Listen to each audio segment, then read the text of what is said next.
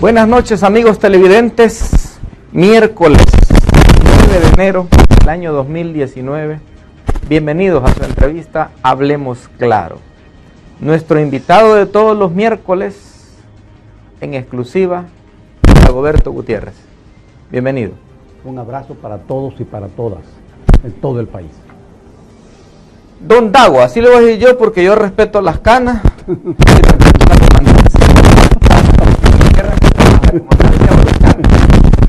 Mira, el respeto es una palabra que viene del griego respitieri, que quiere decir ver adentro.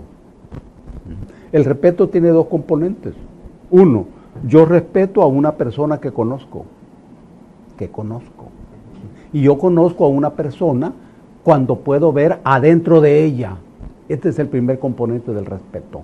Y el segundo componente es que después de conocerlo, yo lo acepto tal cual es. Mira. Por eso lo respeto, porque Sí. lo acepto tal cual es. Esa es la clave del respeto. Ex guerrillero, ex combatiente, un ex combatiente de la Fuerza Armada.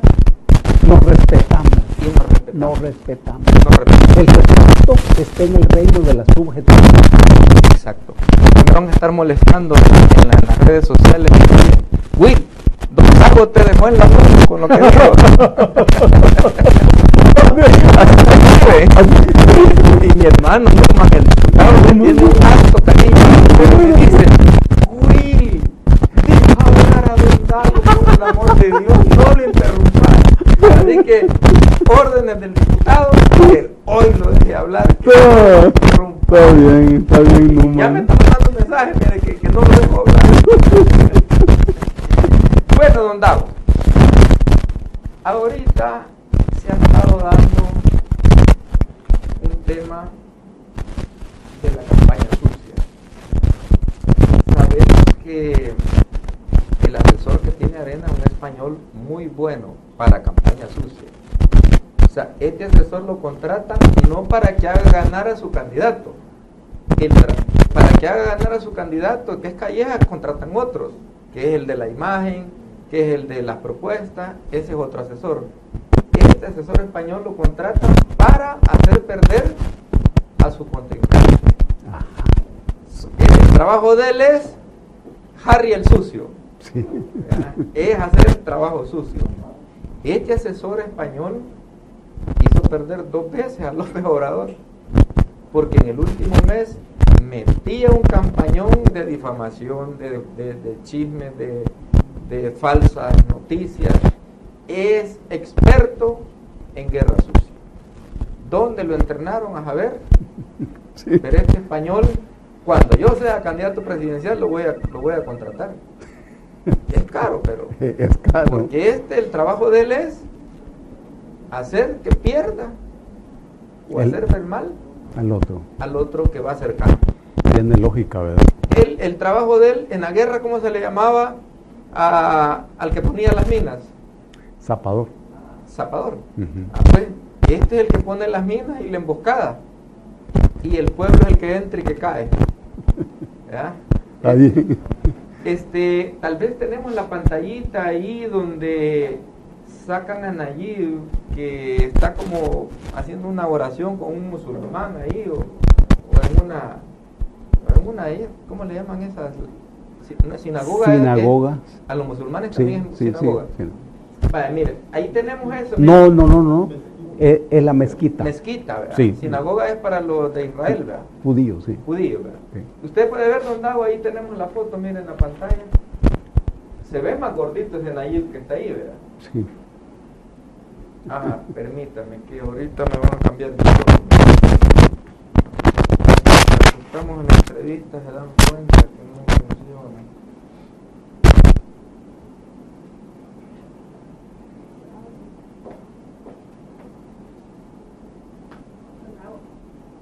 Don Dago, hable usted, Don Dago, porque este micrófono no está. Bueno. Bueno, ahorita Don Dago estuvo. Va. Si usted puede ver, disculpen ahí, amigos televidentes, pero tenía malo mi micrófono. Dianita, por favor, lea los mensajes ahí cuando digan que no, el audio está malo y todo eso, para que me avise de inmediato. Si usted puede ver, ahí sacan a Nayib, supuestamente, yo lo veo más gordito, ¿verdad? Ese Nayib que está ahí está más gordito, pero tal vez en esos días estaba más maiciado. Pero dicen, candidato a la presidencia de El Salvador reza, dice, en una mezquita después de negar su religión. O sea, a Nayib le están haciendo campaña fuerte, campaña sucia, que él es musulmán y que aquí van a ver,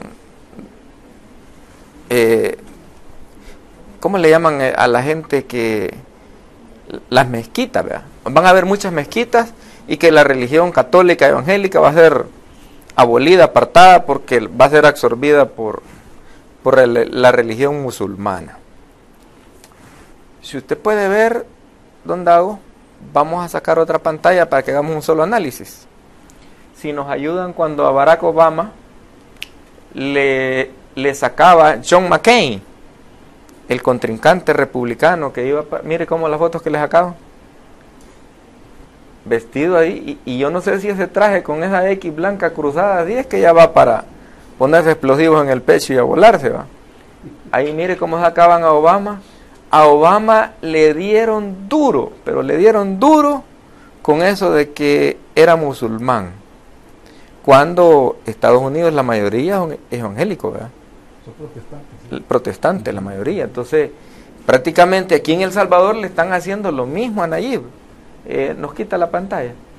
Le están haciendo lo mismo porque aquí hay bastante, pero bastante voto de la iglesia evangélica y también la iglesia católica. Entonces, ¿cómo ve este tipo de campaña usted? Antes de responderte eso, quiero hacer unos saludos a Elías Enríquez de San Vicente. Un abrazo, Elías. Cuídate mucho, lee bastante, toma bastante agua. Eso siempre es necesario. Y a Dayana Moreno y Nelson Llanes de Zacatecoluca. Les acaba de nacer su hija, Samadi. Que todo le salga bien, que sea una niña linda y con buena salud. Un abrazo a los dos. Y a la gente bonita de Zacatecoluca. Y a la gente bonita de Ciudad Arce. De San Miguel. Sí. Y a la gente bonita de San Miguel. Bueno, don Dago, ¿cómo ve esa campaña? Por ejemplo, los republicanos le dieron con todo a Obama con eso del musulmán y resultó que al final Obama ganó con el 52.93% de las votaciones y de los votos, y McCain sacó el 45.65%. Hoy le están aplicando la misma a Nayib Bukele aquí en El Salvador. Una cosa es una campaña electoral y otra cosa es una campaña política. En la historia de nuestro país son contadas las ocasiones en donde se presenta una campaña política. En 1967, cuando se participó con el Partido Acción Renovadora y el candidato a la presidencia fue el doctor Fabio Castillo Figueroa, esa fue una campaña política. Una campaña política es aquella en donde se discuten los problemas reales del país real y de la gente real. Esa es una campaña política, en donde lo político contamina lo electoral. Si nos damos cuenta, la actual campaña electoral es una campaña fantasma. No se está discutiendo en esta campaña el problema de la guerra social, el problema del éxodo de los salvadoreños hacia los Estados Unidos y hacia otras partes, el problema de la seguridad, pero no referida a una seguridad limitada a la policía, no, seguridad. Una sociedad es segura cuando la gente tiene trabajo, tiene salario digno, tiene salud, tiene educación. Entonces esa sociedad es segura. Nada de eso se está discutiendo en la campaña. Pero, en la campaña aparece el factor perturbador de las encuestas. Muy perturbador. Porque si nos fijamos un poco, la tendencia de todas las encuestas, desde la primera hasta una que salió ayer, me parece. La Mitofsky ayer. ¿Sí? Dan ganador a un candidato. Esa es una constante. Y hagan lo que hagan, digan lo que digan los otros partidos contendientes, la encuesta se mantiene inalterable. Esto es perturbador para los otros partidos contendientes. Y cuando los partidos piensan que el problema es Bukele, están equivocados. Porque el problema no es Bukele, el problema es el pueblo. Es el pueblo. Y la confrontación real tampoco es entre el pueblo y los partidos políticos. Tampoco. La confrontación real es entre el pueblo y una oligarquía que toma decisiones que le corresponden al Estado. Esta es la confrontación histórica real de esta coyuntura. No es el candidato. Ahora, no hay condiciones para un debate político real. Y ya el tiempo se terminó. Cuando eso ocurre, se acude a recursos como eso de la religión, o de los musulmanes, o de las mezquitas. Además, aquí hay libertad de fe, libertad de conciencia, libertad de culto. Cualquier salvadoreño y salvadoreña puede ser de la religión que desee. Y aquí pueden haber templos de todas las religiones. Es un principio constitucional. Pero el problema es que no tiene recursos, no tienen argumentos, no tienen cómo detener la avalancha. Este es el verdadero problema.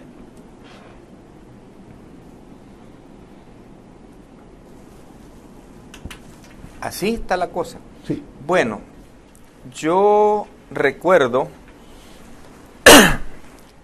no sé si usted recuerda, de la religión que era Paco Flores, Sai Baba, Sí. de la India, un morenito así, colocho, afro. Me acuerdo muy bien, sí. Sai Baba, ¿verdad? Uh-huh. Nada que ver con católico, evangélico, ni musulmán, esa es otra.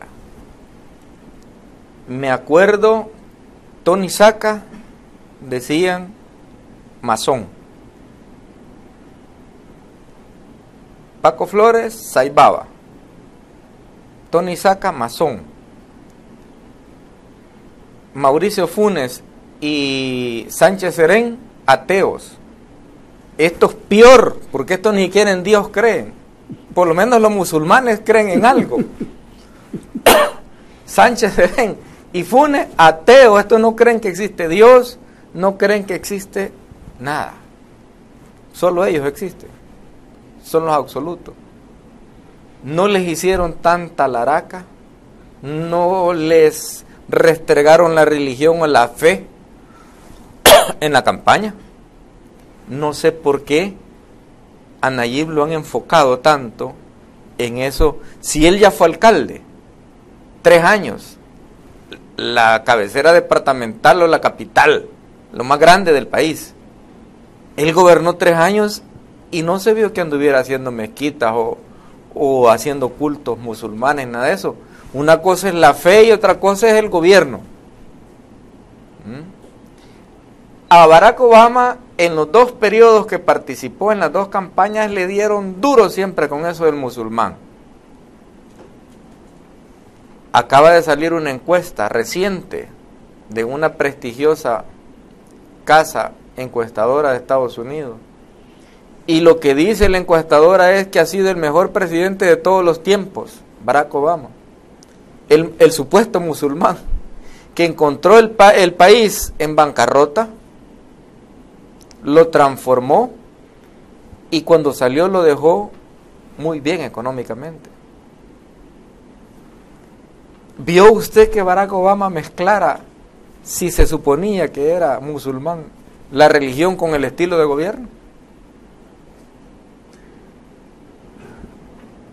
Bueno, yo no sé en realidad cuál es la religión de Bukele, ni la religión de Paco, cuando Paco estaba vivo. ni la de Tony. Pero que son ateos estos, ¿y sabe? Sí, no. ¿Cómo no va a conocer a Sánchez Serén, que es No, ateo? no, en ese sentido no. Ah, ok. Pero en todo caso, el ateísmo termina siendo una posición teísta. Es decir, que es una definición ante Dios. Es una definición ante Dios. Sigue siendo teísta. ¿Ves? Más que aquellos que dicen que creen en Dios. Ya me está dejando en la luna otra vez. Sí, es que el problema de la fe es una cosa. Uno necesita fe y también necesita esperanzas. Pero la fe es una relación del ser humano con un Dios. No presupone ninguna religión, no, es una fe que le da a la persona mucha fuerza y poder. Pero la esperanza es un fruto colectivo. Uno cosecha la esperanza en relación con la sociedad y con la colectividad. Esa es la importancia política de la esperanza. Y ese es justamente el rasgo político fundamental. La gente en este momento está cultivando la esperanza después de muchas décadas. Y los sectores oligárquicos del país no saben cómo interpretar los acontecimientos actuales. ¿De dónde salió la cabeza de la gente? Porque hasta ahora el pueblo venía votando afanosamente en cada ocasión que había votación. Y votando en una determinada dirección hasta marzo del año pasado, donde de repente se produce un cataclismo político y el pueblo le voló la cabeza a una culebra y dijo, en febrero del otro año, es decir, este febrero, le volamos la cabeza a la otra culebra. ¿Y de dónde salió ese entendimiento? Esa es una pregunta que todavía no tiene respuesta en la cabeza oligárquica. Es una conciencia política de la gente que viene de la misma realidad quemante de esta sociedad, en donde cada vez cuesta más ganarse la vida de una manera medianamente decente. Y al fin la gente se declara harta de todo lo que está ocurriendo. Eso es lo que se expresa en las urnas. Eso es justamente. ¿Y qué le importa a la gente en definitiva cuál sea la religión de las personas? ¿Y eso qué importancia tiene a la hora de debatir el futuro del país? ¿A qué iglesia pertenece? Tampoco. No ese es el punto, para nada ese es el punto. Lo que ocurre es que no hay argumentos. Cuando aparece esa figura que vos usás, lo de la campaña sucia, es justamente eso, no hay argumentos. Y entonces un contendiente busca destruir al otro y no comunicarse con la gente, cuando esa es la clave. ¿Sí?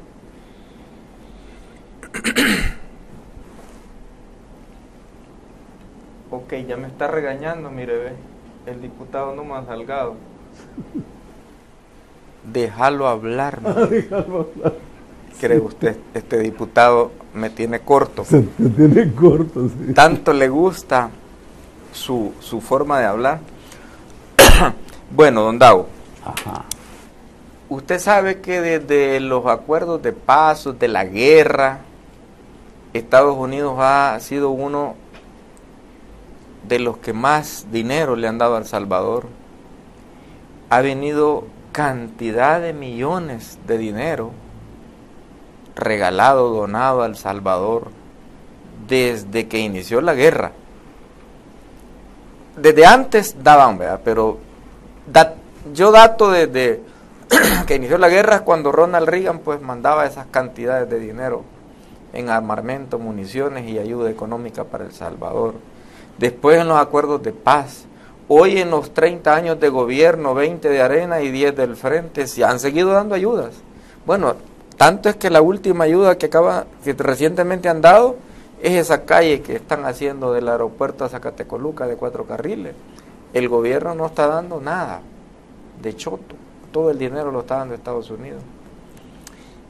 ¿Cree usted que a la gente pobre o a la clase obrera, tanto dinero que ha mandado Estados Unidos, lo ha beneficiado en algo? ¿Le habrá beneficiado en su economía a la gente pobre? En este momento Estados Unidos es un imperio que ha perdido la hegemonía y su fuerza va en declive, tanto lo económico como lo político como lo militar. Y esta es una hora adecuada para que el gobierno de Estados Unidos se haga la pregunta de ¿para qué ha servido todo el dinero que ellos han enviado a El Salvador? Porque ocurre que en este momento El Salvador es un país que tiene más gente pobre y menos gente rica. ¿Y para qué ha servido todo ese dinero?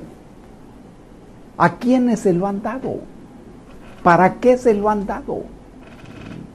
Ojalá que la embajadora de los Estados Unidos escuche estas reflexiones y logre hacer algo con sus amigos ahí en Washington. Porque es cierto, es una historia larga de financiamiento. Y hoy nos encontramos en una situación mucho más angustiosa que en las décadas anteriores. Esa política para los Estados Unidos no ha funcionado hasta ahora. No ha funcionado hasta ahora. La inversión en las carreteras son espectaculares. ¿Cómo no? La construcción de aeropuertos puede ser espectacular. Pero el problema de la política y el problema del poder tiene que ver con los seres humanos. Si se hace una moderna carretera, pero los mismos seres humanos llenos de angustia son los que recorren esa carretera, pues de hecho muy poco. Al oído del gobierno de los Estados Unidos. ¿A quiénes les dan ustedes el dinero? Además, Estados Unidos no tiene hoy las mismas cantidades de dinero que tenía en el pasado. Hoy no controlan los mercados planetarios. Hoy es el principal deudor planetario. Deudor de China, deudor de Rusia, de Arabia Saudita, de Corea del Sur, de Japón. El dinero de ustedes, piensa uno que debe ser bien usado y bien administrado. Hablen con la gente para que ustedes, estadounidenses, sepan cuáles son las necesidades reales de nuestro país. Las necesidades reales de la gente. Si no hacen eso, su dinero va a seguir siendo utilizado para producir más pobres y más ricos en la cúpula. Hasta ahora eso no ha funcionado.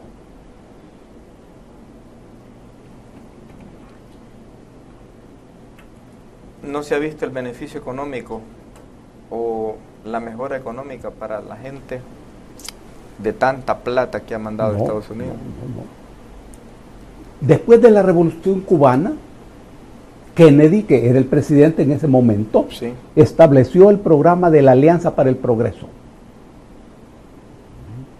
Ojo. Anteriormente los gobiernos militares, durante el periodo del coronel Óscar Osorio, hicieron importante inversión en la educación y construyeron en todo el país lo que se llamaban grupos escolares. Eran buenas construcciones, grandes construcciones. Cuando vino la Alianza para el Progreso, eso cambió. Y se hicieron una serie de galeras con financiamiento de los Estados Unidos.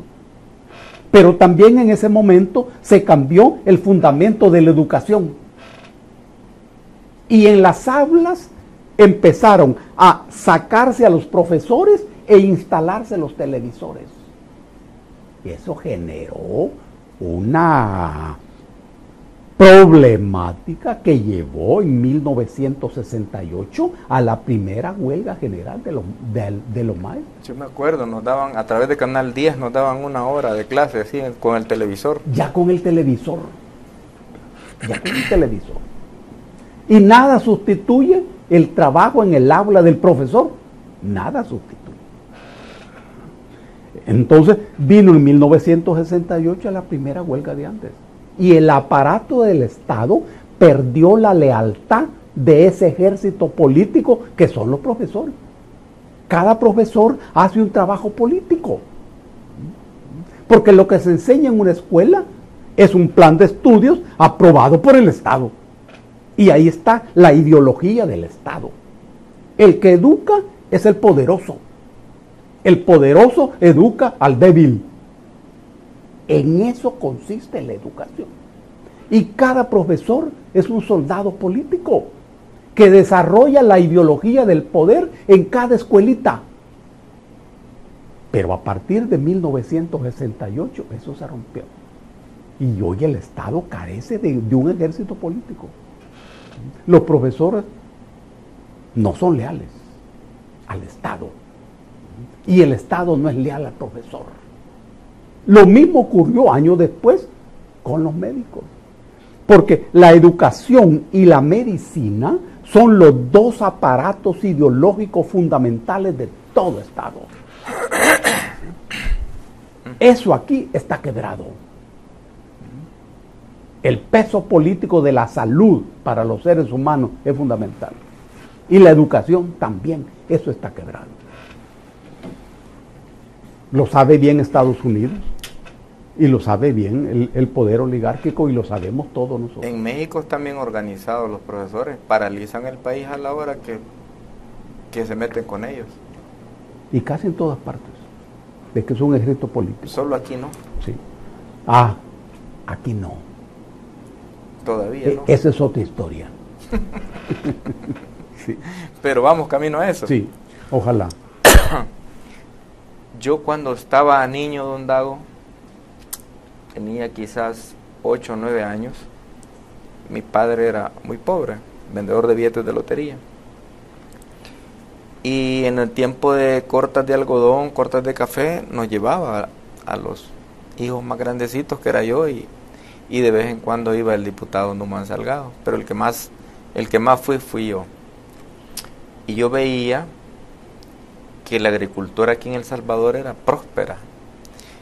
Era tanto la mano de obra tan buena de este país que nos mandaban a traer cuando había cortas de algodón en Nicaragua. Me acuerdo yo que iban en contenedores llenos de gente para Nicaragua a trabajar la temporada nomás y luego se venían. Yo recuerdo que nuestra migración en aquella época era para Honduras, tanto que afligimos a los hondureños y se armó la guerra y nos echaron a todos los salvadoreños que estaban prosperando. Correcto. Tipo los judíos estaban. Correcto. Cuéntenos, don Dago, cuéntenos algo sobre esa historia, porque sí, el pueblo, la gente debe saber cómo originamos nuestra migración y también quién nos complicó la vida pues para que sea más fuerte la migración ahora. Está bien. Ocurre que todos los seres humanos somos emigrantes.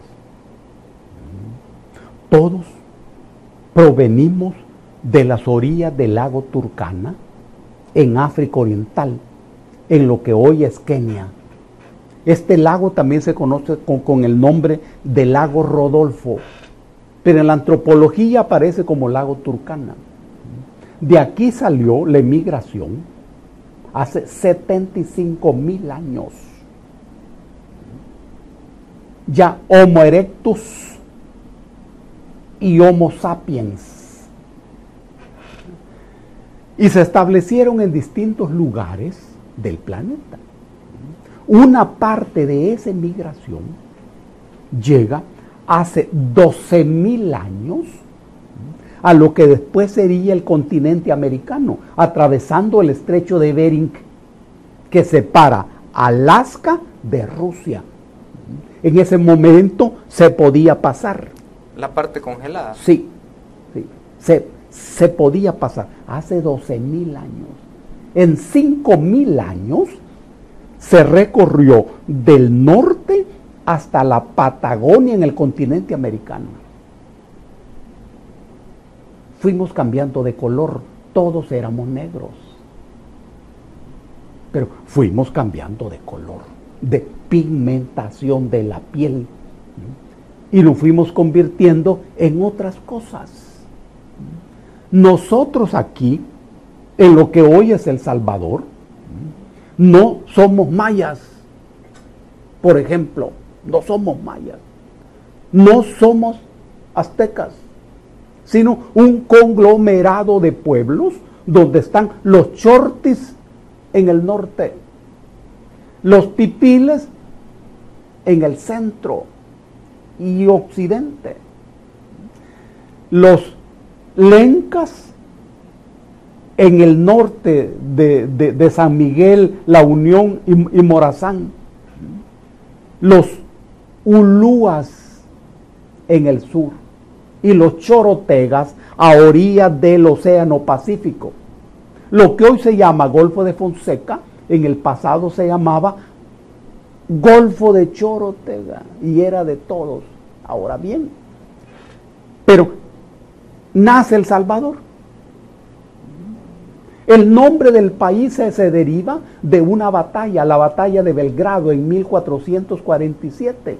Mira, el nombre de nosotros no tiene nada que ver con nuestra historia. Es un problema.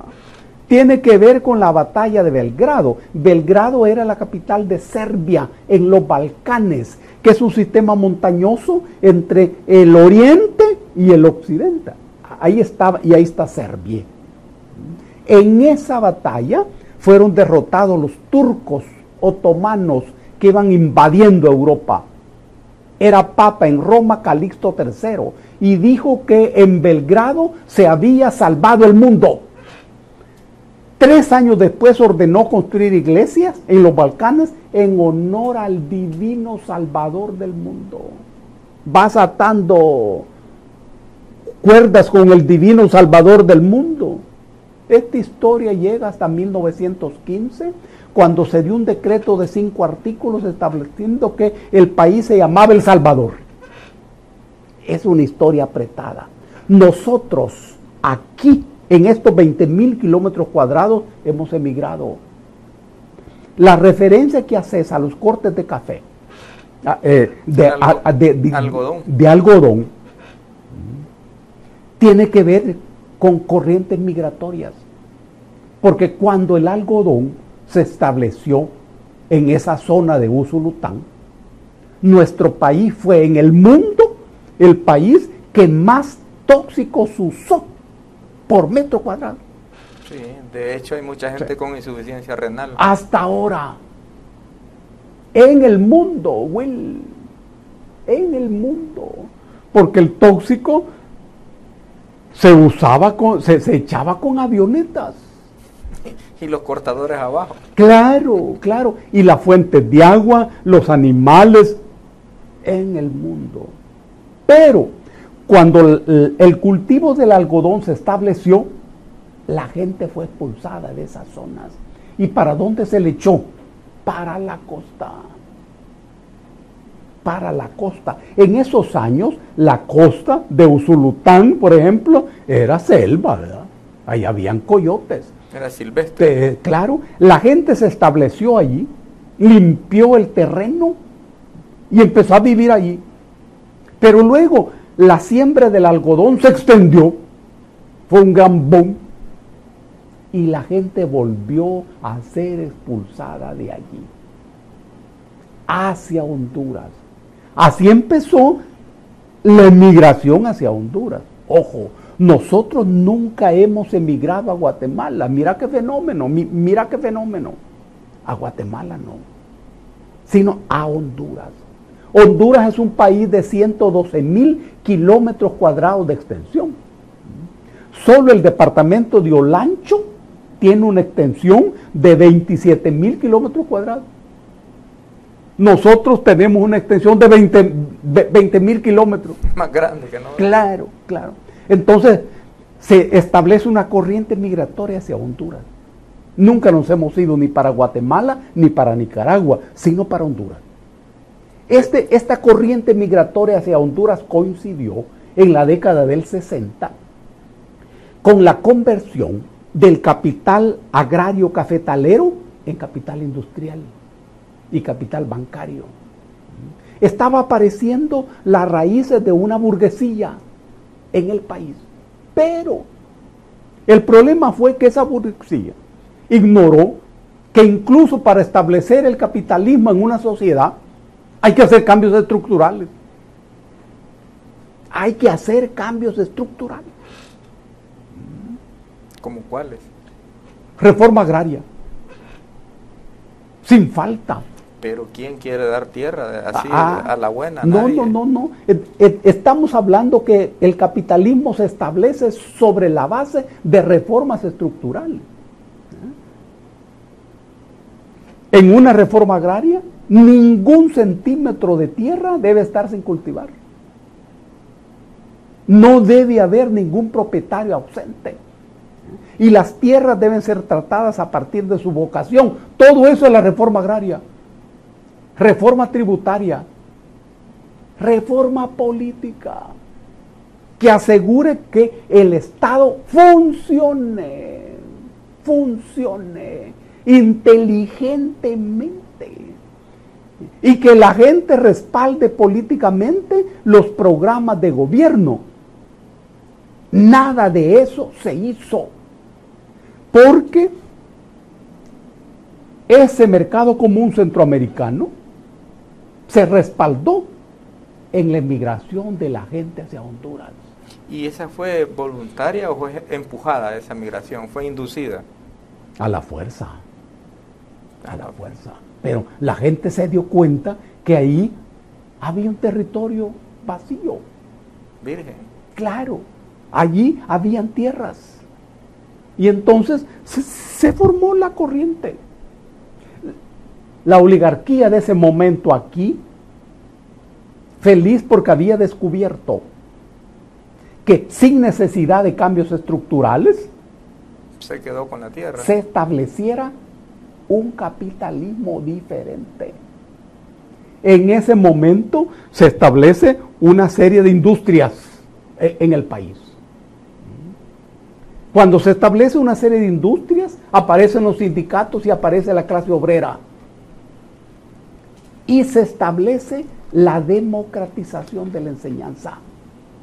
La Universidad de El Salvador abre sus puertas a miles de muchachos y muchachas porque se necesitaban más ingenieros, más médicos, más economistas, más técnicos para la industria que se estaba desarrollando. ¿Ves? Pero, era presidente de Honduras en ese momento el general Osvaldo López Arellano y deciden hacer una reforma agraria. En Honduras. En Honduras. Y ese gobierno tenía tres opciones. Uno, usar las tierras de la United Fruit Company, la frutera gringa. Usar las tierras de los oligarcas hondureños. O usar las tierras de los salvadoreños. Se decidieron por la última. Las tierras de los salvadoreños. De los salvadoreños. Y entonces decidieron echar a los salvadoreños totalmente. Bajo el pretexto de la guerra del fútbol. Sí, hubo una cosa ahí, pero no tiene nada que ver con esto.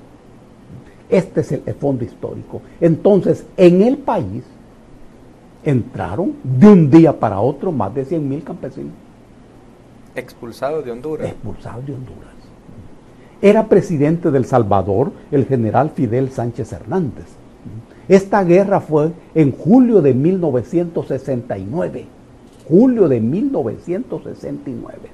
En enero de 1970, el general Sánchez Hernández convocó al primer Congreso Nacional de Reforma Agraria. Hay que decir que los gobiernos militares han sido en nuestro país los más transformadores, los más honrados. Ojo. Bueno, el general Sánchez Hernández convocó al primer Congreso Nacional de Reforma Agraria. Increíble. Increíble. En enero de 1970. Yo participé en ese Congreso. ¿Y por eso lo habrán derrocado? No. Yo participé en ese Congreso a nombre del Partido Revolucionario 9 de Mayo, junto con Chaficándal. Y mira, Will, cómo es la cosa. La oligarquía no le permitió al general Sánchez Hernández hacer ese Congreso. Pero lo hizo. Secuestraron a los participantes. Claro. La oligarquía saboteó ese Congreso. Al final de todo eso, el general Sánchez Hernández dio las leyes de avenamiento y riego. ¿De qué se trataba eso? De la preparación, el avenamiento de las tierras para la siembra, en lugar de la reforma agraria. Y de la preparación de zonas de riego. Eran 10 u 8 zonas de riego en el país, en el Alto Lempa, el Bajo Lempa, Olomega, Zapotitán. Ahí fue donde construyeron esos canales que vienen a la orilla. En aquellos años. Ahora bien, yo creí que Duarte había construido esos canales. Esa migración para Honduras expulsan a los salvadoreños. Y mira la crisis que se creó. A la base de la guerra civil que estalló al año siguiente, en la década siguiente. La guerra fue en 1969. Ya en la década del 70 ya estaba la guerra instalada. Más de 100,000 salvadoreños. La sociedad reventó. Cuando estalla la guerra civil, se inaugura otra corriente migratoria hacia los Estados Unidos. Nosotros jamás nos fuimos nunca para los Estados Unidos. Nunca. Para Honduras. Era para Honduras. Y es más lógico, era para Honduras. Pero como los Estados Unidos asumieron la guerra, ¿verdad? El costo financiero, el costo técnico, la preparación de los soldados gubernamentales, el material, apoyo diplomático, todo. Cuando aparecieron los primeros salvadoreños que se fueron del país, eran campesinos. Tocaron las puertas de la embajada gringa y entonces los gringos no tuvieron más camino que abrir la puerta. Y empezaron a aparecer los primeros salvadoreños en Los Ángeles, en Nueva York, en Chicago, Washington, Houston, en distintos lugares. La emigración nuestra hacia los Estados Unidos tiene 4 etapas bien establecidas. Ya al final, todo mundo se va para los Estados Unidos. Todo mundo. Los gringos no le pusieron suficiente atención al fenómeno que se le estaba formando en sus ciudades. No fueron inteligentes en captar lo que ahí estaba ocurriendo. Los primeros campesinos, maravillosos, inteligentes. En ocasiones viajábamos con ellos en los aviones. Ellos no sabían leer y a uno en los aviones... Y eran empresarios. Le dan un cartoncito con los datos de uno. Uno se los llenaba. Pero cuando uno llegaba al aeropuerto, ellos lo guiaban a uno. Mira qué belleza. Ellos lo guiaban, sobre todo en aeropuertos como el de Miami, muy grande. Y ellos jamás se perdían. Y uno sí, uno se perdía. Uno le ponía atención a los rótulos. Ellos no, ellos tenían otros criterios, eran inteligentes. Así empezaron a llevarle el queso seco, chicharrones, pupusas. A torchata. A torchata. Esta es la historia de la migración de nosotros. Hoy la migración es una política de Estado. Y eso, cuéntenos, ¿cómo es eso? Porque los sectores dueños del poder y de la economía descubrieron que cada salvadoreño que se va es un problema menos. Aquí en el país. Claro. Entonces el Estado empezó a promover la política de migración y hacer aparecer al emigrante como el más inteligente y próspero. Y próspero. ¿No? El sueño americano. Claro, en ese escenario se acuñó la figura del sueño americano. Sí. ¿Sí? Que siempre hay que pensarlo entre comillas. Que el dólar se recogía así con una vara y un clavo en la punta. Sí, claro. Una vara y un clavo en la punta. Que era fácil de ganarlo. Era fácil. Y la gente empezó a irse. Millones. Hoy tenemos 3 millones. Pero hoy el imperio estadounidense ya no aguanta eso. Ya rebalsó. No. Donald Trump expresa los intereses de un bloque del capital estadounidense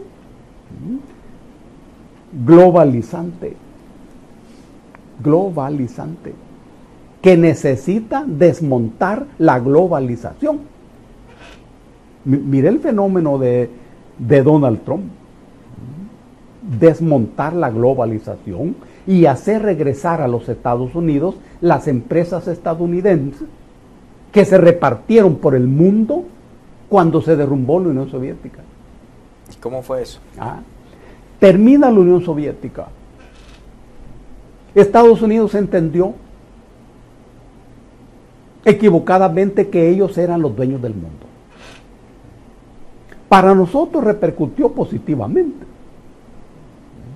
Porque después de la ofensiva militar de 1989, Washington planteó la posibilidad de intervenir militarmente de manera directa en el país. Después de los acuerdos de paz. No. Después de la ofensiva del 89. Perdón, sí. Sí. Pero, es que la ofensiva coincidió con los acontecimientos del derrumbe de la Unión Soviética.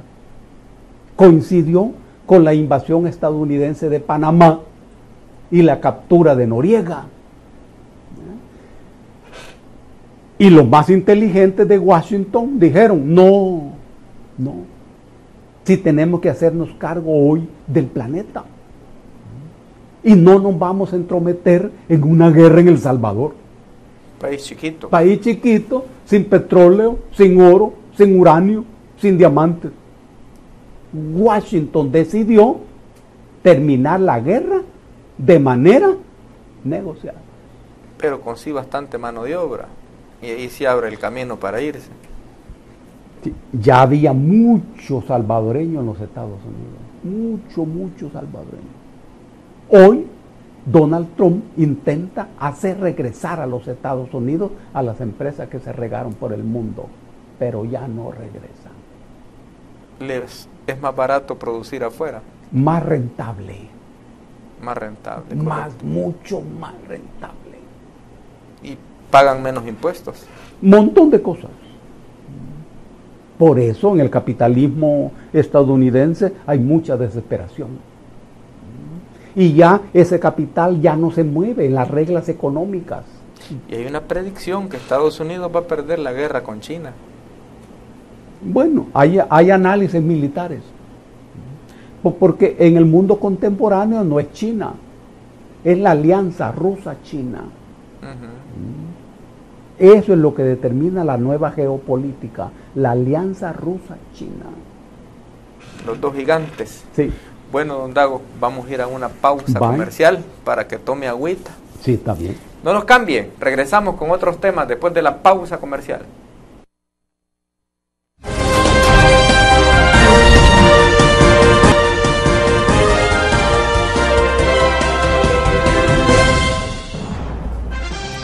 Gracias amigos por continuar en sintonía de su entrevista Hablemos Claro. Bueno, don Dago, vamos a pasarnos de la geopolítica Sí, a la política cabal. nuestra. En estas elecciones, pues, se están dando cambios que no se pensaban dar nunca. Cuando usted fue miembro guerrillero, antes de los acuerdos de paz, creo, hubo una negociación entre los comandantes de la guerrilla del FMLN y la cúpula económica de este país, la gente de pisto de este país, para que después de los acuerdos de paz existiera un bipartidismo. Cuéntenos, ¿cómo fue ese trato? Es un buen tema. Porque ocurre de que en la década de 1870 en adelante, se inició en nuestro país un proceso impulsado por sectores liberales que se enfrentaban a sectores oligárquicos feudales. Entre estos sectores liberales habían personajes como Gerardo Barrios. Barrios fue soldado del general Francisco Morazán. Decían que hasta de Napoleón Bonaparte. No. Hasta ahí no. No. De Francisco Morazán. Generalmente se piensa en el general Barrios como el impulsor del café. Pero resulta que no es eso lo más importante de su pensamiento.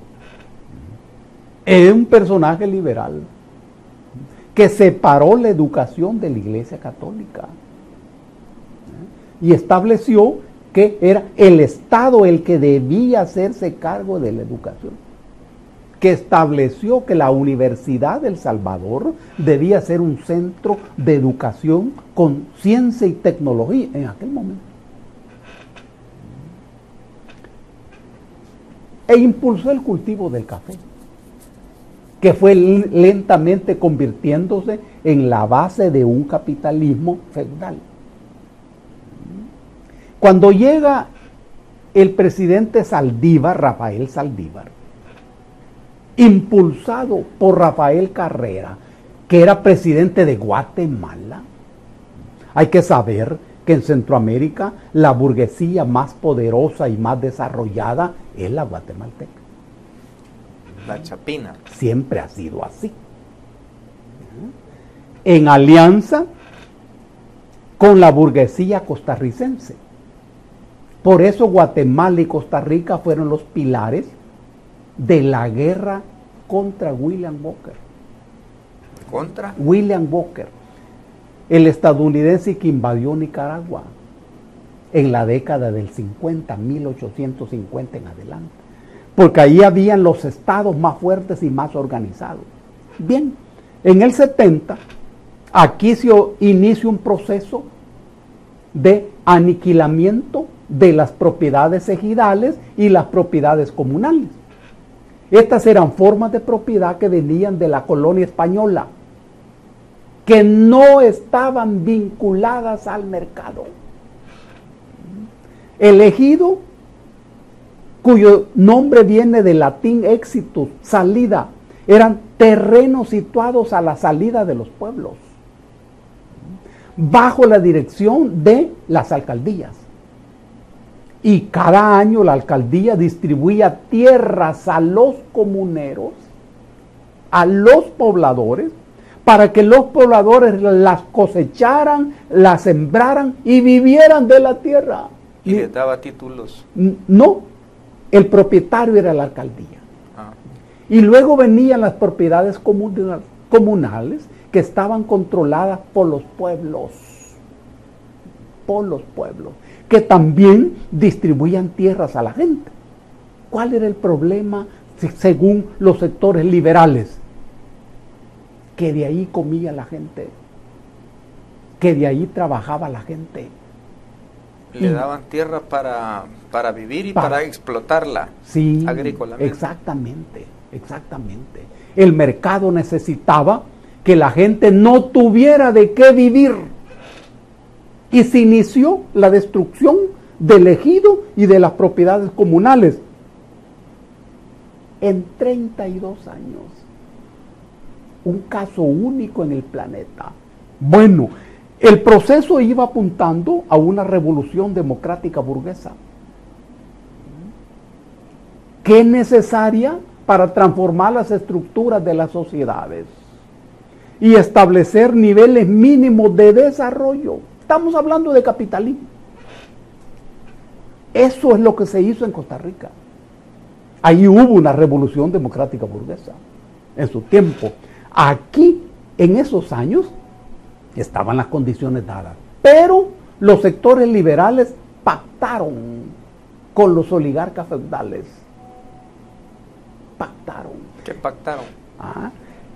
Que las reformas económicas no tuvieran que ver con las reformas políticas. De tal manera que el país siguió atrasado como siempre por décadas. Porque ocurre que lo que sucede en el terreno político es repercusión, aunque no automática, de lo que ocurre en el terreno económico. En ese siglo se frustró la posibilidad de avance. En 1886, en Santana, toma el poder un hombre llamado Tomás Regalado y se inicia una oligarquía cafetalera cuya presencia dura hasta hoy. Muy bien, en la década del 70 del siglo pasado, nosotros, que éramos y somos pequeña burguesía intelectual, organizamos la guerra. ¿A qué nos enfrentamos nosotros? A la dictadura militar de derecha establecida en 1932 en el marco de los acontecimientos de ese año. La lucha fue en un enfrentamiento con esa dictadura militar de derecha.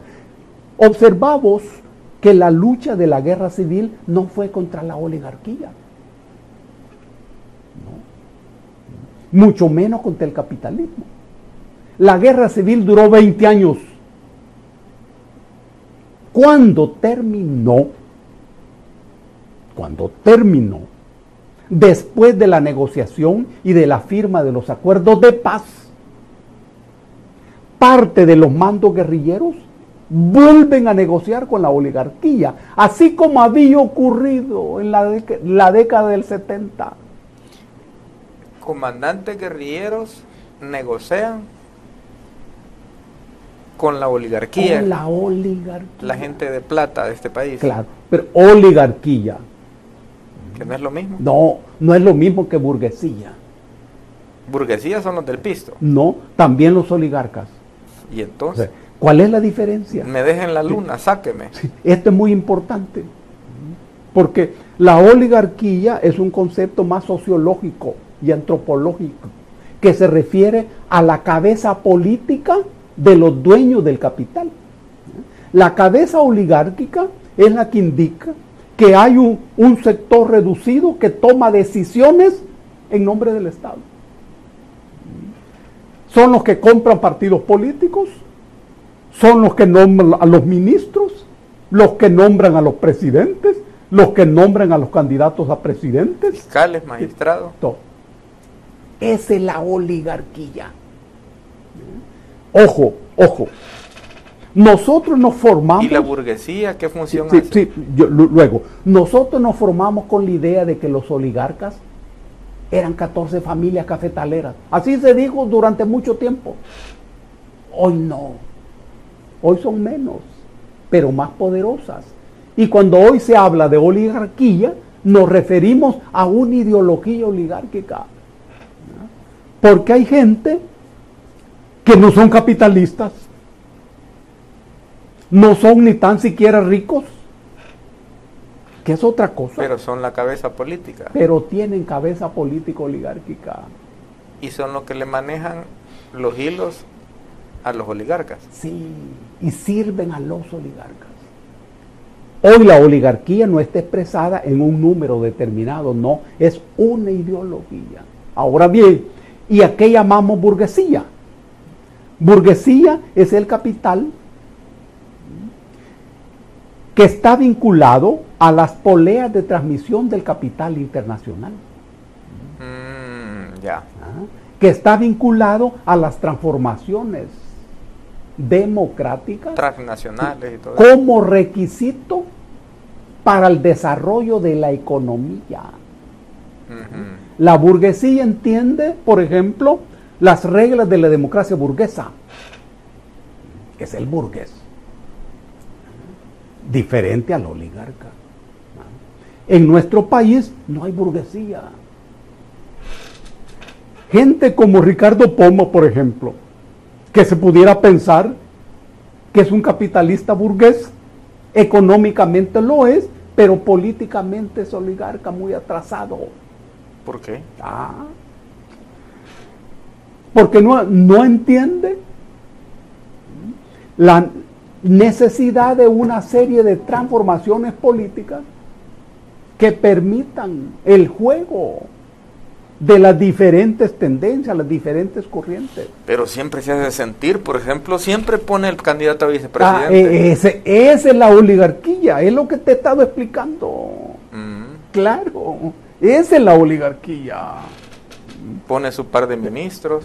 Por supuesto, por supuesto. Esa es la oligarquía.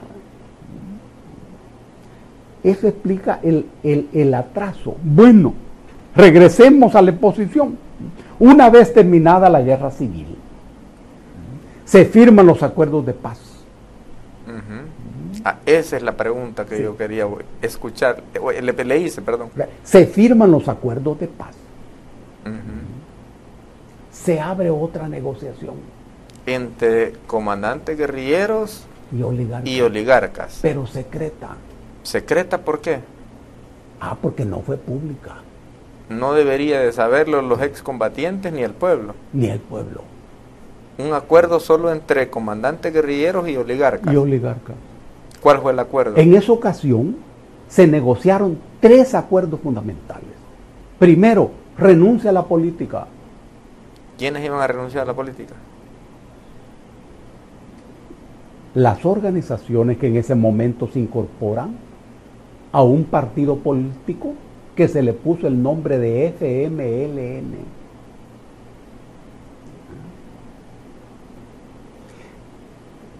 Una explicación sobre esto. La guerra terminó durante el proceso de negociación. Sí, en acuerdos de paz. No. Antes de todo eso. Ok. Durante la negociación terminó la guerra. Como un mes después que termina la guerra, muere el FMLN. Guerrillero. Sí, el FMLN guerrillero. Esta fue una alianza política. Me refiero a la naturaleza. Una alianza política. 5 organizaciones políticas militares ideológicamente diferentes e ideológicamente enfrentadas, pero políticamente concertadas, que esta es la esencia de una alianza. Yo puedo hacer una alianza política con mi enemigo. Claro. Una alianza estratégica.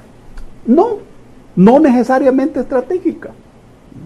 Puede ser una alianza táctica que dure una mañana. ¿Sí? Claro. Sí, es cierto. Una mañana. No te metas a mi territorio y déjame hacer destrozos en una mañana. Una mañana. Eso ocurre hoy, Vale, entonces el acuerdo que fue que los oligarcas iban a hacer un partido y que los guerrilleros los comandantes guerrilleros iban a hacer otro partido, y solo iba a haber 2 partidos para participar en este país. Los oligarcas hicieron y fundaron su partido Arena, y los comandantes guerrilleros formaron su partido FMLN. ¿Es así? Los acuerdos fueron 3. 1. Renuncia a la posguerra. 2. Renuncia al poder. Renuncia al poder. 3. Renuncia a las elecciones. Explico esto. Renuncia a la posguerra. ocurre que ninguna guerra es continuada por la paz. No. Toda guerra es continuada por la posguerra. Y la posguerra es el periodo histórico donde la sociedad repara, restaura, cura las heridas sociales generadas por toda guerra. Sobre todo en una guerra tan sangrienta como la Guerra Civil de El Salvador. En un país tan pequeño, con tantas debilidades. Siempre que hay una guerra, lo que sigue es la posguerra. Y en el caso de países europeos, después de la Segunda Guerra Mundial, por ejemplo, se estableció incluso un ministerio de posguerra, encargado de atender las consecuencias de la guerra. Aquí se eliminó la posguerra. Y quedamos un montón con psicosis de guerra. Y otros efectos. Pero ese es uno de ellos. Y se pasó directamente a la paz. Y ninguna guerra es seguida por la paz. Estaban urgidos. Sí, porque también se renunció al poder. ¿Al poder de quién? Al poder de la oligarquía. Porque los oligarcas dijeron, háganse alcaldes, háganse diputados, háganse ministros, háganse presidentes. Háganse directores de policías. Háganse cargo del gobierno. Y yo me hago cargo del Estado. A los guerrilleros les dieron que se hicieran cargo del gobierno. Y los oligarcas se hacían cargo del Estado. Es decir, que la cabeza política ya establecían bien la diferencia entre Estado y gobierno, ¿no? Que es una diferencia fundamental de vida o muerte. Y entonces, ¿cómo el FMLN llega a ser gobierno? Abrieron las puertas para ser gobierno. Esa fue la negociación. Ocurre que en el año 1980 nace Arena. Y también nace el FMLN. Al mismo tiempo. El mismo año. Pero en diferentes meses. Basado también uno y otro en la pequeña burguesía. Pero Arena fue convertida rápidamente en un instrumento oligárquico. Y nosotros vamos a la guerra. Cuando se planteó esta negociación que te estoy refiriendo, el diseño era que Arena y el recién creado partido FMLN fueran la viga maestra del régimen político. El bipartidismo. Que solo gobernarían los dos. Un rato tú, un rato yo. Yo te tapo tus robos, tú me tapas mis robos y seguimos gobernando tipo Estados Unidos. 2 periodos cada uno. Ese es el diseño. Claro, eso no funcionó. Ahorita no está funcionando. Sí. ¿Por qué no está funcionando ahorita? Es que eso requiere una cabeza burguesa que sea capaz de entender ese juego. Es un juego letal en donde no cambia nada. Ajá. La gente que vota piensa que está votando por el cambio. Y está votando por lo mismo. Es una trampa mortal. Aquí no funcionó justamente por eso. Era una lógica bipartidista. Sobre la base de este acuerdo, se montó el modelo económico neoliberal. Brutal, ortodoxo, ciego, especial en el mundo. Es bueno que la gente sepa que el modelo económico aplicado en Irak, después de la invasión de los Estados Unidos, se llamó Remember El Salvador. Don Dago, vamos a ir a una pausa, regresamos. Bueno.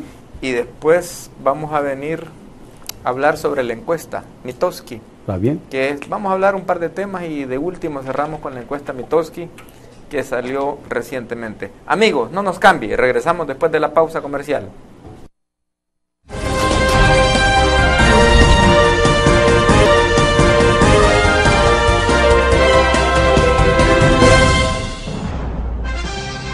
Gracias amigos por continuar en sintonía de su entrevista Hablemos Claro. Tenemos de invitado al maestro de maestros. Ahí me están fregando por usted, mire, en el Facebook, don Dago. Te está dando clases, don Dago. Cerrar la boca, Wilmer. Ahí me están fregando ahorita los del Facebook. Le mandan saludos de Estados Unidos, de todos lados, hasta de Australia. Le mandan saludos allá a don Dago, de Italia. Así que de todos lados. Don Dago, ¿cómo ve usted la verdadera ideología de la cúpula del FMLN actual, que ha manejado el FMLN por 30 años? Es de izquierda, de derecha, es comunista, es anticomunista, es mercantilista. ¿Cómo ve la ideología de esta comandancia? Es una buena pregunta. Porque nosotros somos el único animal que tiene ideología y también el único animal que hace política. La ideología es el conjunto de ideas, opiniones, pensamientos, hipótesis, puntos de vista, pareceres, con los que miramos y entendemos el mundo. La ideología de uno viene de su mamá, de su papá, de sus abuelos, de sus familiares, de la escuela, del cura del pueblo o del caserío, del barrio. De ahí viene la ideología. Toda persona tiene ideología. El tema de la ideología es que funciona así como funcionan los anteojos oscuros. Cuando yo me pongo anteojos oscuros, miro la realidad de esa forma, con ese color. Ese es el tema de la ideología. Y es el problema de la ideología. Pero todos tenemos ideología. El problema es que nosotros además no miramos con los ojos. Miramos el mundo con el cerebro. Hay un libro de José Saramago, el escritor portugués, que se llama Ensayo sobre la ceguera, donde los ciegos de Saramago se quedan ciegos en medio de un gran resplandor. Es una referencia a la ideología. Ahora, es irrenunciable la ideología. Y para tener ideología yo no necesito saber leer y escribir. No. Todas las personas usamos eso. Ahora bien, hay una ideología de la vida. ¿Qué es lo que a uno lo guía en la vida? ¿Qué voy a hacer en la vida? ¿A qué me voy a dedicar? Voy a ser pisto, por ejemplo. Esa es mi ideología. Y me muero en eso. Me muero en eso. Pero otra ideología. El nivel más alto es la ideología política. Pero una cosa es la política y otra cosa es la ideología. La política requiere experiencia, requiere estudio, requiere lectura. Claro, la política también es un arte. Es un arte. Pero hay que conocer el poder. Dentro de la política yo puedo ser politiquero, o puedo ser agente político, o actor político, operador político, en donde yo no soy exactamente un político, sino alguien que hago negocio con la política. Todo eso está en el terreno de la ideología. ¿Cuál es y cuál era la ideología del FMLN? Hemos dicho que la guerrilla del FMLN fue una alianza política. Y esta fue una guerrilla preponderantemente anticomunista. Anticomunista. Preponderantemente anticomunista. Esa era su ideología. ¿Qué es lo que concitó y lo que mantuvo en pie el acuerdo entre nosotros? La guerra. La guerra. Y un enemigo en común. Claro, claro. Porque la guerra es un fenómeno tan absorbente que exige atención las 24 horas del día. Claro. Hay que poner la atención las 24 horas del día. Y el camarón que se duerme en medio de la corriente. Por supuesto. Cuando la guerra terminó, implosionó el acuerdo del FMLN guerrillero. Y abrió paso a otro hecho, el aparecimiento de un partido político. Nosotros como guerrilleros jamás fuimos partido político. Bueno, y nunca tuvimos mando único. Cada organización tenía su ejército y tenía su táctica, tenía su escuela, tenía su estilo. Vos sabés que no hubo una tan sola guerra, hubieron un montón de guerras. En el mismo cerro de Guazapa, que es tan chiquito, en el norte había una guerra, en el sur otra guerra. Diferente agrupación guerrillera. Y diferentes condiciones. En el sur estábamos frente a San Salvador, bien cerquita de San Salvador. Entonces el ejército nos tenía que dedicar mucha atención. Ahí siempre estábamos en operativo, siempre. 24/7. Se iba una tropa y ya estaba desembarcando otra en la troncal. Sí. Esa era la lógica. Sí. Y nosotros entendíamos. Los relevos. Sí, claro, entendíamos. Y estábamos preparados para eso. Está bien. Desaparece la guerra, desaparece el ejército guerrillero y aparece el partido político. A ese partido político se le puso también FMLN. ¿Y cuál era la ideología de ese partido político? Derecha. ¿Derecha? Claro. ¿Y por qué dicen los comandantes que son de izquierda? Bueno. ¿Por qué derecha? Uno, porque ellos abrazaron la política tradicional del país, que era una política de derecha. Abrazaron la política económica neoliberal. Ellos abrazaron la política de impedir las organizaciones populares y sociales. Abrazaron la política internacional. Todo eso es política de derecha. Ahora bien, ¿y por qué empezaron a decir que era la izquierda? Es que ese era el juego. La lógica era hacer aparecer que en El Salvador funcionaba la derecha y funcionaba la izquierda. Que después de la guerra, la solución política de la guerra había producido una modernización de la vida política del país, a tal grado que la izquierda participaba en el gobierno. Eso le daba oxígeno internacional. Y aún hoy. Entonces, esta comandancia tiene negocios. Hablaban de las transnacionales y ellos tienen una cadena de gasolineras. Eso es otra cosa. Hay que saber que no hay nada de comandancia en este momento.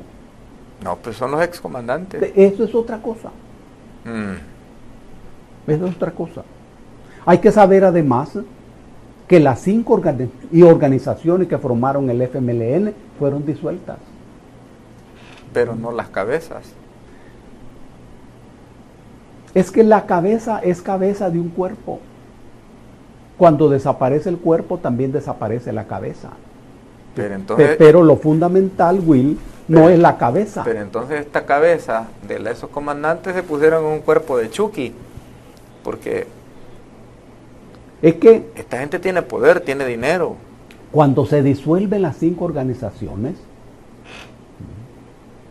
aparece otro actor político, que es el partido político. Y aparecen los dirigentes de ese partido. Ahora bien, ¿pero de qué se trataba? De convertirse en empresarios, de participar en el atesoramiento. ¿Y cómo se puede ser empresario sin tener un capital inicial y sin experiencia empresarial? Es que se trataba de convertirse en empresarios. ¿Y se convirtieron? Claro. ¿Y cuál era la base? La experiencia en la guerra. Es que la guerra, vos has de saber muy bien, es también una actividad empresarial. Bueno, sí, porque se recaudan fondos. Y no solo eso. Es que en la guerra, los mandos militares deben asegurar a cada combatiente botas, pues sí, uniforme, logística, munición, fusiles, medicinas, relojes, cachuchas, lámparas, machete. Todo. Esa es una logística que vos lo adquirís en el mercado. ¿A dónde se compra la seda nylon para fabricar las champas? Mucha seda nylon para fabricar las champas que nosotros usábamos, maravillosas, que se hacían así, mira, una pelotita. Sí. Y ya en la mochila. Medio la secaba, ¿verdad? Al sol, se seca rápido. Esa es una actividad empresarial. Y los empresarios que nos vendían todo eso, ¿sabían para quién era? Sí. Claro. Hasta se lo iban a dejar allá en la montaña. Claro. Esa es una actividad empresarial. ¿Ves? Entonces se convirtieron en lo que son ahora. ¿Y qué son ahora? Empresarios. Empresarios que hacen negocio de una mercancía que se llama política. Entonces son empresarios de la política. Son oligarcas entonces. Yo creo que sí. En el sentido de que hemos hablado del nuevo concepto de la oligarquía. En ese sentido. Entonces es una oligarquía disque izquierda. No. Sí, siempre derecha. De derecha. Está bien, don Dago. Mira, don Dago, el tiempo se nos ha ido. El FMLN siempre se ha jactado de tener su voto duro, 800,000 votos, y que vamos a conseguir 300, 400,000 más, pero 800,000 votos los tenemos, que son los duros, que hagamos bien las cosas, gobernemos mal, gobernemos peor, gobernemos como gobernemos, esa gente va a votar a ciegas por nosotros. ¿Existen los votos duros en el FMLN? Yo no entiendo muy bien qué es eso de voto duro. En política sí le dicen, que la gente que vota a ciegas por el mismo, aunque esté haciendo mal las cosas. Porque en todo caso sería el votante leal. Porque el voto es un papel. No, quizás le dicen duro porque es un cara dura o no sé. Sí, en todo caso se referirán al votante leal en todas circunstancias. En lo que tiene que ver con el FMLN, lo que ocurrió en marzo del año pasado indicó que no hay voto duro. Ni voto leal. No, ni voto duro ni voto leal. Ahora bien, ellos pueden considerar que han hecho lo suficiente, los méritos para recuperar esos votos que perdieron en marzo. ¿Cree usted que han hecho mérito? Todo parece indicar que no van a recuperar esos votos. Todo parece, por lo que uno oye. Y lo que dicen las encuestas. Sí, y lo que dicen las encuestas y lo que dice la gente. Es bueno que tengan esperanzas. Todos los seres humanos necesitamos esperanzas. Pero la gente tiene esperanzas en otras cosas, en librarse de esas culebras. Y este chiflón que se ha construido en la sociedad salvadoreña, es indetenible. Eso es lo que indican las encuestas. Don Dago, ¿cree usted que el FMLN, si llegase a perder estas elecciones, la cúpula que ha administrado por 30 años el FMLN, empresarialmente, políticamente, cree usted que al perder estas elecciones, en caso de perderla, se mantendría administrando el partido esa misma cúpula? Tanto el FMLN como Arena, en la eventualidad de perder las votaciones, tienen anunciadas turbulencias importantes en la conducción de esos partidos. Y es muy posible que en ambos casos existan hasta nombres ya adelantados. Nombres, sí, llamados a sustituir a las actuales cúpulas. ¿Ha oído usted alguno? Por cierto, que sustituir las cúpulas resulta ser un paso lógico, muy esperado. En cierto modo, la situación de Arena y la situación del Frente son parecidas. Las bullas que se corren, rumores, los tambores suenan ahí, que dicen que si pierde Arena, podría Simán y su gente administrar el nuevo COENA, el partido. Y han de haber otros. Se dice que de perder el FMLN, Óscar Ortiz y su grupo y amigos y allegados podrían administrar el FMLN y sacar todos estos comandantes que por 30 años lo han administrado. Sí. O sea, y estás usando bien la figura de administración. No, pues sí, es Sí, que son administradores de empresas. Claro, no Porque son dirigentes políticos. No, le tiran al billete, al negocio, al comercio. Exactamente, estás usando con mucha precisión el concepto. Son administradores. Ya estoy poniéndome en sintonía con Dago. Ya me van a estar fregando en el Facebook. En el Facebook no me dan agua estos jodidos. Vea, don Dago, ¿cómo el pueblo podría entender, explíquenos usted a su manera, a su estilo, que se está dando este malestar de los partidos políticos tradicionales? Arena nos gobernó 20 años, FMLN 10 años, y ahora por primera vez en la historia se ve una opción verdadera de una tercera opción, porque aquí este país estaba diseñado para dos partidos. Gobernás vos 2 periodos o 3, yo gobierno 1 o 2, y yo te presto la pelota y me la prestaste tú a mí. Yo, Arena, te tapo los huevellos del frente, hago bulla ahí de unos 2, 3 huevellos para que digan que no estamos de compadre hablado. Cuando yo gane, vos FMLN, haces una bulla de unos 2, 3 huevellos míos, pero bulla, ¿verdad? Y metemos preso al que se haya portado mal con cualquiera de los dos. Esos sí van a ser de sacrificio. Pues al parecer, ese acuerdo que hubo entre comandantes guerrilleros y entre, ¿cómo? Burgueses, ¿qué le llamamos? No, no, ¿cómo le llamó usted? Yo, oligarca. Yo esos términos me cuesta decirlo. Que iba a gobernar 2 partidos, un bipartidismo, Arena y Frente, por los siglos de los siglos aquí en San Miguel, en El Salvador. Parece ser que la gente se ha cansado. La gente ha durado bastante. 30 años. Mucho aguantó. Es un largo proceso, un largo calvario.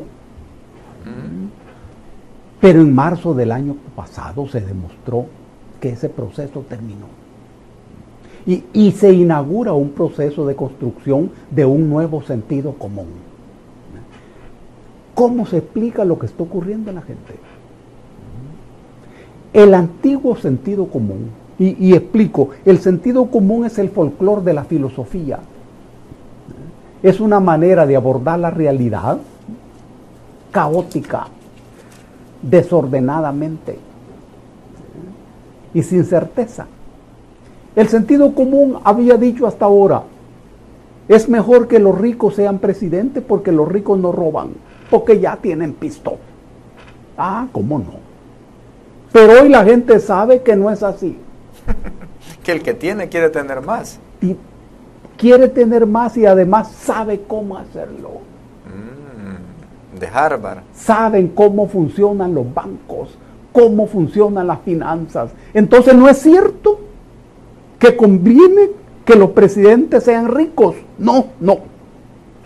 Pero había otro sentido común que decía, es mejor lo viejo conocido que lo nuevo por conocer. Y esto parecía inteligente. Hoy la gente sabe que lo viejo conocido es rechazado, es condenado. Estamos hablando de Arena y del FMLN, lo viejo conocido. Y lo nuevo por conocer, estamos hablando de Bukele. ¿La gente conoce suficientemente a Bukele? No, no. Pero la gente dice, se trata de impedir que Arena regrese al gobierno y que el FMLN continúe en el gobierno. Esto es lo viejo conocido. ¿Ve cómo ha cambiado? Con lo nuevo por conocer. Vamos a ver. Y hay otra tercera posición del sentido común. El sentido común decía, el pisto empareja los barrancos. Sí. ¿No? Si vos tenés pisto, ya ganaste la campaña electoral. Es cuestión de pisto. Sí, siempre se mantuvo eso. Sí, eso. Y se ha demostrado que no. Vos tenés pisto, pero no ganás las encuestas. Sí. Ojo, y las encuestas las hacen empresas que nadie puede acusar de izquierdas o populares. No, son empresas como cualquier otra. La misma prensa gráfica. La misma prensa gráfica. Entonces, no es cierto que si vos tenés pisto, emparejás los barrancos. La Mitofsky ha sido encuestadora por 10, 15 años del Diario de Hoy, la prensa gráfica y TCS. Claro. La encuestadora oficial. Ellos están arrojando esos datos. Que gana en primera vuelta. Claro. Entonces hay un proceso de construcción de un nuevo sentido común. Esta es la fenomenología que está removiendo los ladrillos y abriendo boquetes en el techo. Claro, si los partidos políticos que están perdiendo tienen cabeza política, podrán interpretar eso. Que ese es el fenómeno. La clave está en la gente. Esa es la clave. ¿Han gobernado de cara a la gente? ¿Han hecho cosas que la gente necesita? No. No. Han usado el aparato del Estado como botín. Botín. Para enriquecerse. Para más. enriquecerse. ¿Así lo ve usted?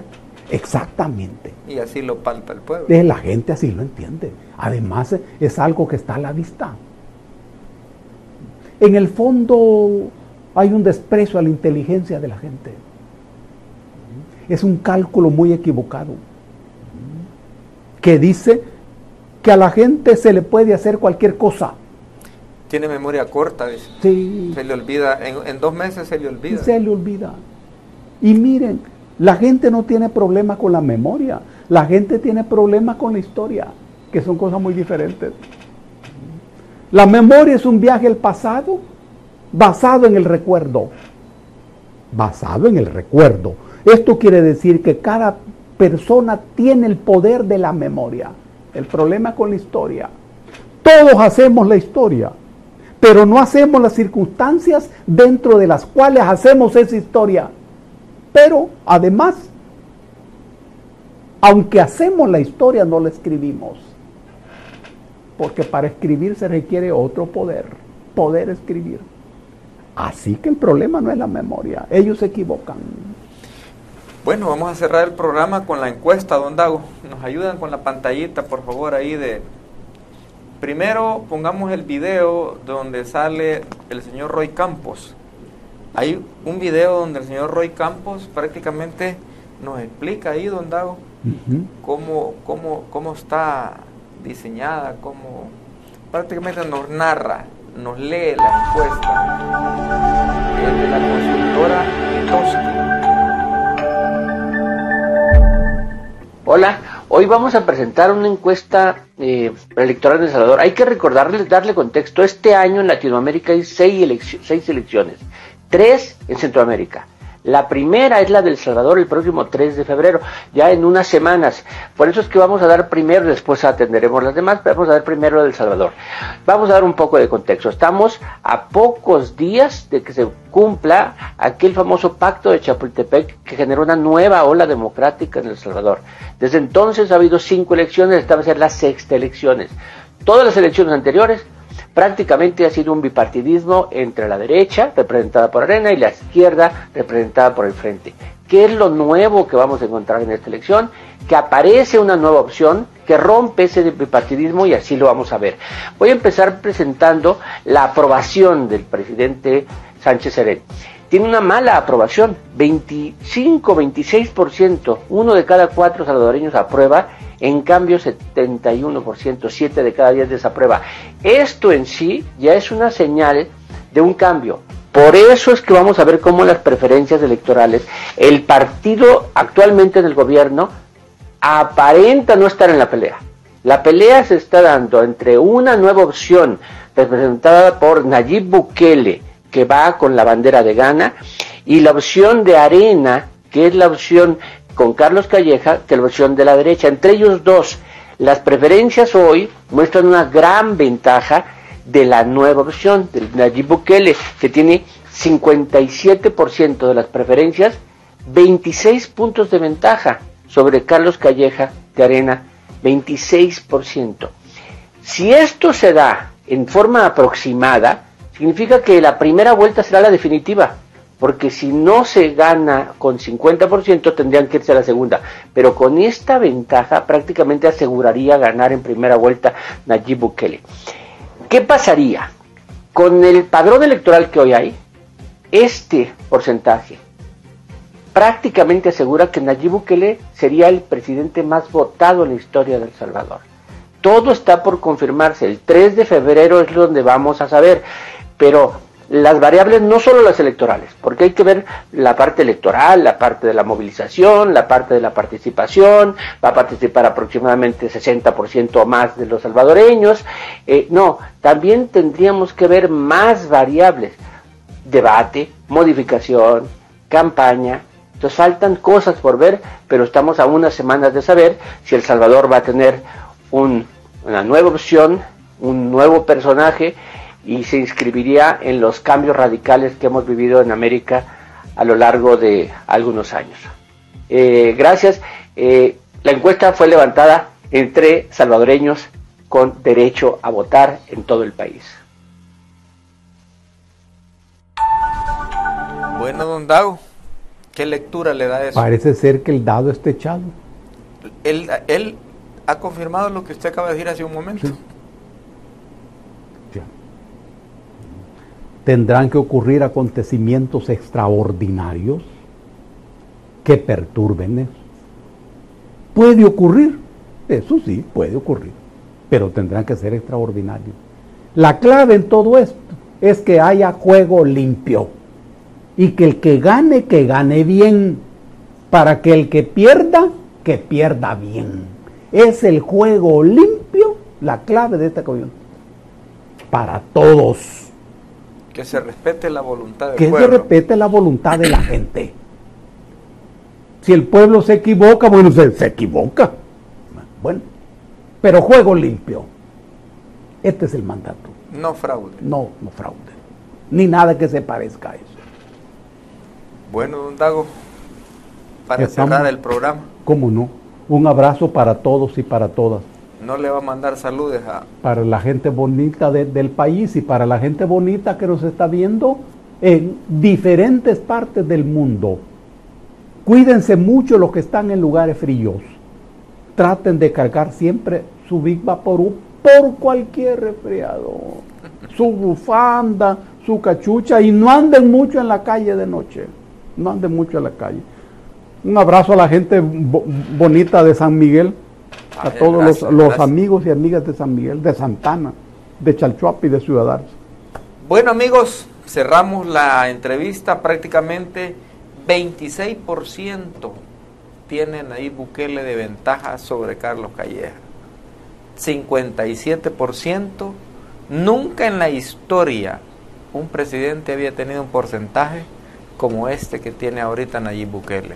Si las elecciones fueran el día de hoy, Nayib Bukele ganara con el 26% de diferencia sobre Carlos Callejas. Amigos, ustedes tienen un gran reto hoy en estas elecciones del 2019. Yo no le voy a decir por quién votar, solamente le voy a decir por quién no votar. No vote por Arena ni vote por el Frente. Buenas noches.